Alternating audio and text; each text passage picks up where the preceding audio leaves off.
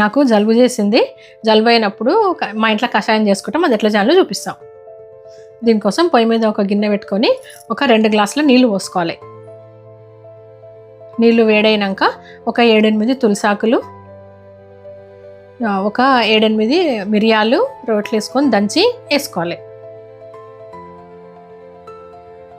కొంచెం దాల్చిన చెక్క ముక్క, 2 లవంగాలు, కొంచెం అల్లం ముక్క కూడా దంచి వేసుకోవాలి.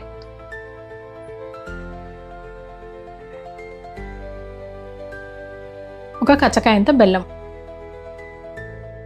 చిటికెడు పసుపు, ఇవన్నిటిని మంచిగా మసలనియాలి. మనం 2 గ్లాసుల నీళ్లు పోసుకుంటే 1 గ్లాసు వరకు అయ్యేంత వరకు మసల పెట్టాలి. ఈ కషాయము సర్దికి దగ్గుకు పనిచేస్తుంది. పిల్లలకైనా పెద్దోళ్ళకైనా ఎవరైనా తాగొచ్చు. అవసరం ఉన్నప్పుడు మీరు కూడా చేసుకోండి.